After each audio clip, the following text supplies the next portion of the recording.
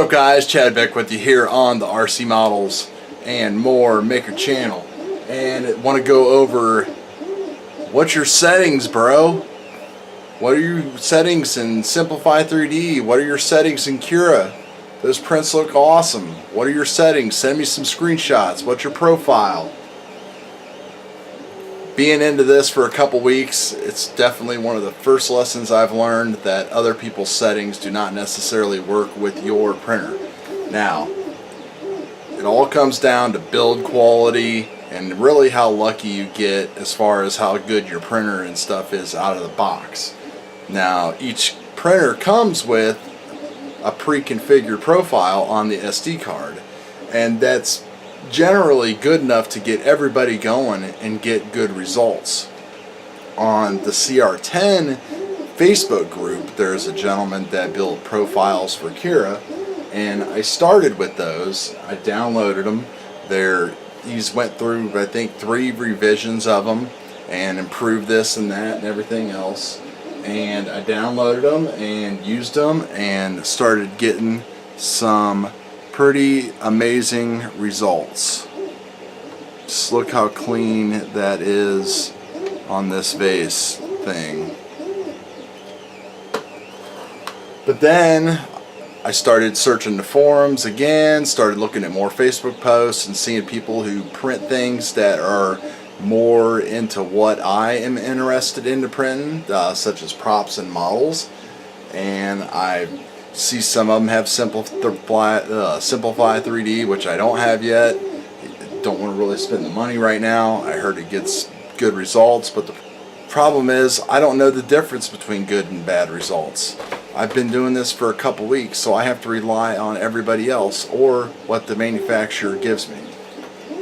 So, case in point, I downloaded a profile, or actually a guy put his screenshots up, and I plugged in all the settings that he's using on Cura, and you know, he printed out some models that were just amazing looking, no lines, no nothing at all.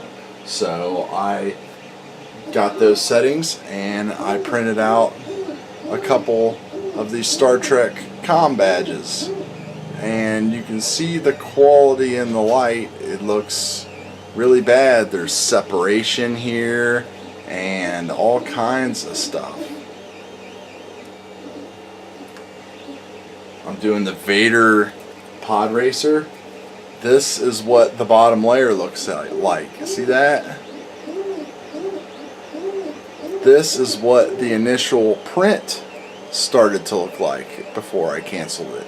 I knew it wasn't good, so I plugged the old settings from the vase back in, and now look at that badge. Look how smooth that is. That is going to take a little bit of sanding, a little bit of filler and primer, and this thing is going to paint up and be an amazing prop. Look at the body, the main body piece for this Star Wars pod racer.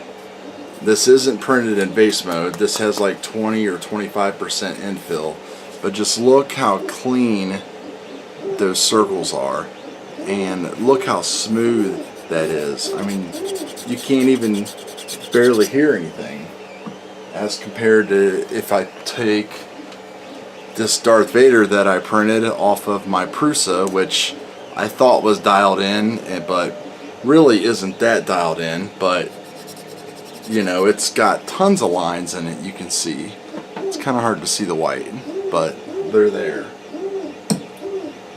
So the whole point in the video is to start off with what you know works, and that would be for CR10s, Cura, and the profiles that the one gentleman has created. It's in the pinned post up at the top.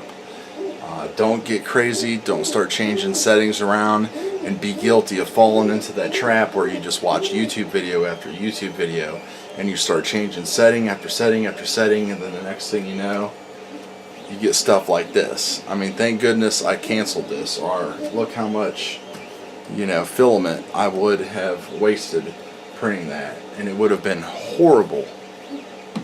So that's just kind of a beginner tip that I have for you. Obviously there's a lot of other things to consider, like what kind of filament you're using.